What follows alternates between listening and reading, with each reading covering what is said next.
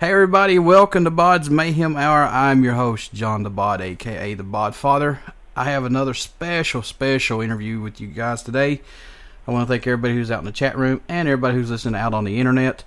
These guys need no introduction, but I'm going to give you an introduction who they are anyway. They're from Phoenix, Arizona. They've been around for a long time. I really dig their music. They've been around since 1981, if I'm not mistaken. And it's Flotsam and Jetsam, and I have Kelly from them on here right now. Kelly, how you doing, my man? I'm doing great, man. Glad to be here. Glad to be on your radio show.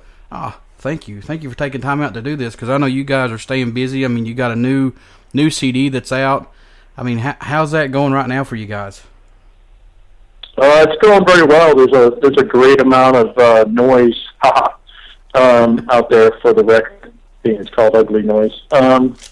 We kind of warmed up with the Testament Overkill tour, which kind of got the buzz rolling. So it's anticipated, and people are excited. Now, are you guys getting good responses from fans when you're playing these new songs live? Or are you playing a lot of new songs live, or how are you guys doing that? Well, actually, being that we put the record out on our own first, it's been amazing because we'll see the fans in the audience actually singing along with the new song. So yeah, the fans are loving it, Awesome. How does it feel, man, when you hear all these people singing your music? I mean, I couldn't imagine it, but you're on stage and you get to hear it. How does it make you feel?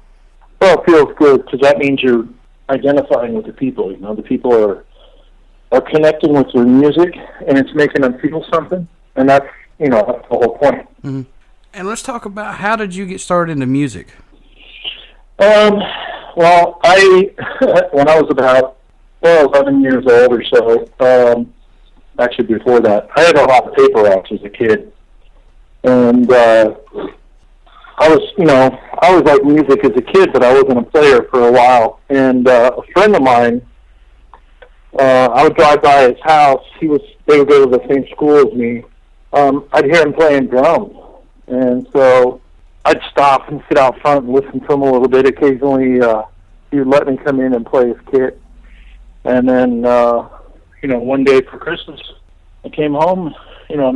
Woke up to open my presents, and there it was, a 4-piece Gretsch, ready for me to start my journey. That's awesome. So, I started off, just putting records, because that's what we had back then. We didn't have cassettes, didn't have CDs, didn't have all the wonderful stuff we have today. So, I put my records on my turntable, put my headphones on, and I could be in any band I wanted. That's exactly right. Thank God for earphones and stuff like that. I mean, I started out with cassettes, man, and I did have some records, but yeah, it went to cassettes, and I even found my dad's old 8-tracks, to believe it or not, so. Wow. Yeah. And I'm young. I'm like 30, 32, 33. So you know what? Whatever floats your boat with music, man, however you got to get it to listen to it, that's what you're going to do, so. Exactly. But now, did you guys find it easier to make this album on your own, or, what was the process? Well, I don't know if you call it easier, because it was, I guess, more freedom in it. Mm-hmm. Yeah, I guess it would be more relaxed. I don't say about easier, but just really wanted to make sure everything we were doing, because we knew people would look back and go, these guys did it themselves. That's why it's pink. And so we started off with Pledge Music, which was a fan fundraising internet tool. There's Kickstarter, which is a different whole animal, but there are some real, a brand new band and you have a following. Kickstarter is the place for you to go. If you're a band like us who's been around a while, may or may not have a label, and you have a fan base, Pledge Music is the place to go, because the fans become your record label. You get your fans involved.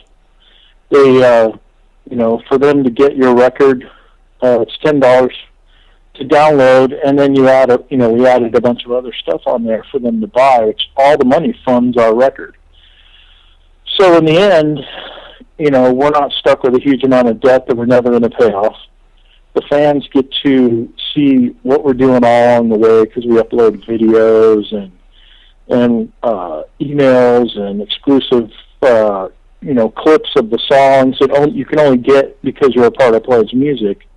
So the fans actually get to be a part of the process, which is much different than a record label where they don't know anything. So it makes it their record. They get involved, with the band that they love, and that's enjoyable for us. And I like to say thank you as a fan to you because you're thinking of the fans. I can't stress this enough. Without fans, these bands are nothing. Exactly. You guys have been around for a long time because of fans. I mean, your guys' music is awesome. Thank you.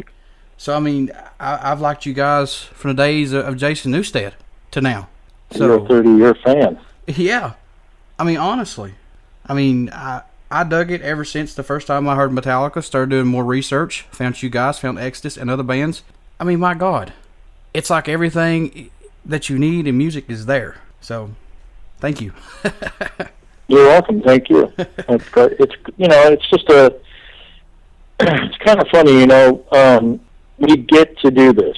It's a privilege for us to be able to do it for as long as we have, because, the fans have allowed us to do that. The fans keep coming back and again and again, we keep getting, the gift is the fans. We went on this last tour, and every show we came out to the merch booth to see our fans, Mm-hmm. And that's pretty much, besides playing on stage, that's the best thing there is, because you get to see them, you get to see what the music has done for them, what it does to them, how it makes them feel, and they get to shake your hand, and, you get to thank them. We saw a lot of people from Pledge Music out there that came up and they had their Pledge shirts on or whatever, the stuff that we were selling on the Pledge site. So, it was good to see them in person and thank them, because it was, basically because of those people that this record was made, So I just love that part, A lot of bands are going the Kickstarter route, I've seen that a lot here lately. And I don't know if it's just because they want to break free and, like you said, have their own freedom and to be relaxed and do what they want to do, or if it's just the pressures of actually being labeled, Well, the other thing is that, with Kickstarter and Pledge, you can go anywhere you want once the record's done. We own the rights, we own the copyrights, we own the publishing. So when the record's done, we get to decide if we want to do it ourselves and put it on iTunes. Do we want to do it, through a label? What do we want to do? And so it gives us the choice and the power to choose how we want what's best for us. And if you haven't been on a label before, doing your own promotion is not an easy task. So, we signed with Metal Blade for distribution, so they're partnering with us. Mm-hmm. But we still get to keep our rights.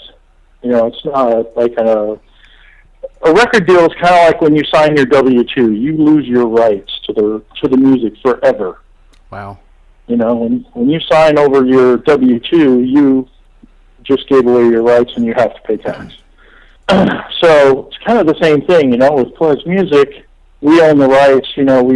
We made ourselves into a business. We put everything inside the business and protected ourselves, and then we go out and find people that want to work with us. Mm-hmm. So it's just a better deal for more established bands. I'd say if you want to, you can do that on Kickstarter too, but mm-hmm. But at Kickstarter you're going to probably get better results of a band with no name than you will on Pledge. Mm-hmm. Now, I mean, if you guys need anything, especially from internet radio, don't hesitate to send me stuff, because I'll put it out and I'll broadcast it and do whatever we can for you guys. You have the CD? I don't have the CD just as of yet.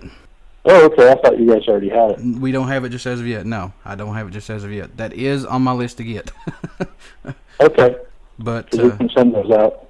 Okay, cool.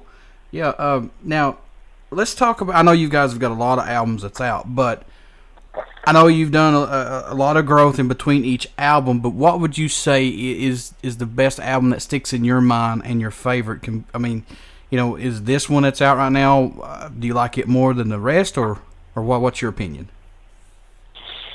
It's this era of because we meaning the band consider that Ugly Noise fits in right in after Drift and High. Mm-hmm. That particular era for me was my favorite because it's really when the song development took off and we started to really expand and so it's kind of a tie right now with Drift and Ugly Noise are my two favorites. Because when I look at the records, it's like to me, and Doomsday is up there because it was the first one, and it was, when that record, when they came back from the studio, because I didn't stay for the whole record, that I was in awe because I was even on a record, and then for it to sound the way it did, it made me get emotional because it was the very first record I ever made in my life, and mm-hmm. So it meant a lot. But as time went on, that like No Place was a great record, but I wasn't happy with the production. Storm Comes Down wasn't real. There was something wrong for me on some of these other records. And then Quattro, Drift, and High, kind of to me were our best attempts to that point. Mm-hmm. And then me and the guitar player had stepped out, and from there. That was another lineup. So, and they had their own issues with their production on some of those records too. Right. Now, how long did it actually take you guys to make Ugly Noise? Was it a long process, or was it very quickly with you guys? Well, normally for us in the past, it's been about a 2-year process, and the Cold came out in 2010, and I rejoined about June or July, maybe even sooner than that, 2011. So we started pre-production right around July, August, of 2011, and we got done and released in December 2012. Mm. So it was a little over a year. Mm-hmm. What can fans expect? I'm sorry, go ahead. Go ahead. No, I'm sorry. Go ahead. Finish what you were going to say. I don't even remember now. My bad, man. My bad. Sorry. Good old Skype for you, I tell you. But, what can fans expect from a Flotsam and Jetsam concert from you guys? Well, we've never disappointed when it comes to live. I mean, that's one of our fortes is bringing it live. As close to the record quality as possible. So, shredding. This first tour we did, we only had a 30-minute set. So we mixed it up. We played 3 new, 3 old. And eventually in that tour, Overkill dropped off because Bobby got pneumonia. So we moved up to an hour, so we were able to add more of the, like Drift and Quattro songs in. But, it kind of depends. It's kind of hard to say at this point because it depends on what kind of, length of set we're going to have. But it varies, Still there? Yeah. Oh, I couldn't hear. I thought I lost you there for a minute. My bad. Does everybody contribute to the music writing in Flotsam and Jetsam, or how do you guys work that out? Well, when everybody was living in Phoenix, it was an easier process as far as that goes. This record, one guitar player lived in San Diego and another one the bass player lives in Chicago. So more or less me and Mike did most of the work on the songs. Mike wrote all the music, and me and him would get together and work out the arrangements. And then AK would drop his vocal lines on there. The bass player came out after all the guitar tracks were done and put his stuff on, and then Ed came out once all the lyrics were done and put his leads in and other parts that he adds to the song. So for the most part, Mike Gilbert, did most of the writing along with AK and myself. Okay. Who were some of your influences coming up? I mean, my God, there's Black Sabbath and, Testament, all those bands like that. I mean, who were some of your influences? Man, early on, there was a lot. As a kid, Rush and Kiss were my first, big ones. But my first concert actually that I ever went to was Cheap Trick. Down the Live at Budokan tour, and then, I saw Kiss. That was my second concert. So, music in itself is my influence, but those were, some of my early ones. As the band decided to grow, we moved into Judas Priest, Iron Maiden, UFO, Girl School, Motorhead, YNT, Tank, stuff like that. Okay. What advice would you give to any young musicians that are coming up right now who want to start, playing in bands and stuff? What advice would you give them, Kelly? Well, it's such a different world from when I started coming up. But when I look back at when we were coming up locally in the Valley, and we outlived every band that was here. And the one thing I would say is, don't give up because something happens. Life happens to people and bands, and it takes more work than you're going to be ready to do, but you do it anyway. Mm-hmm.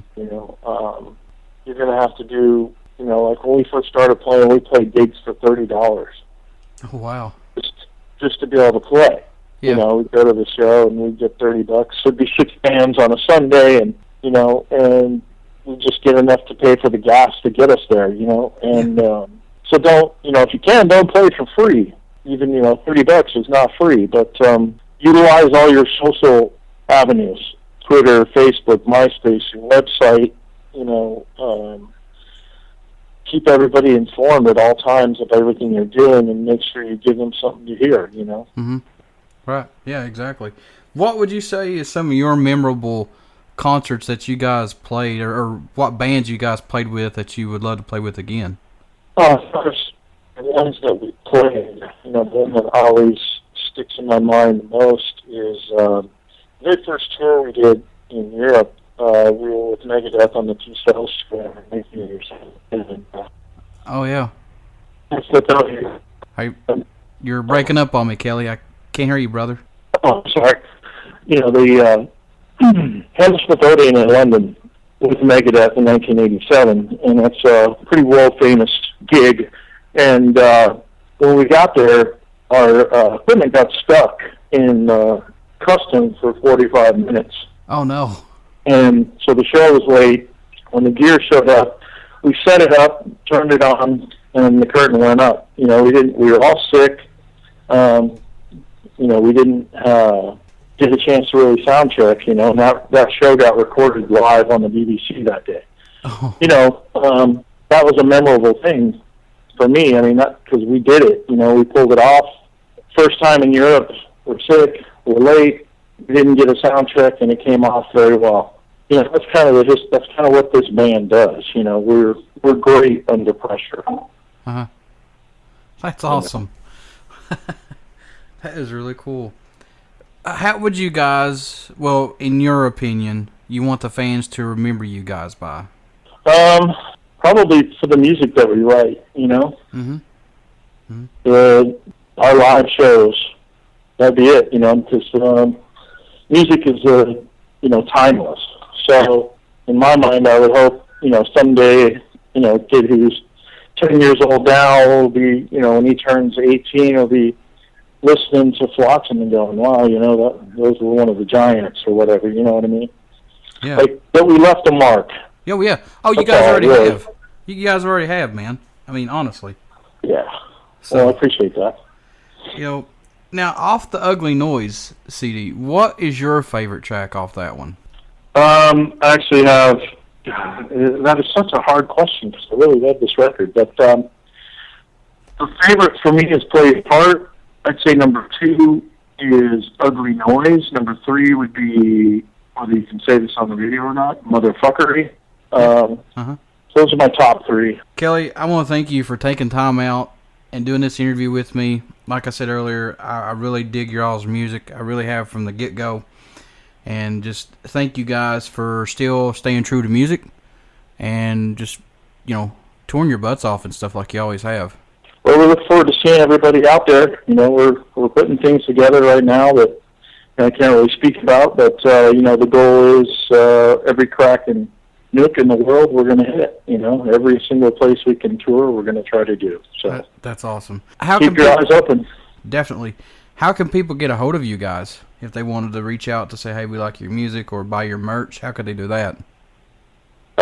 We have links on our website, www.flotsamandjetsam.com, for all that stuff.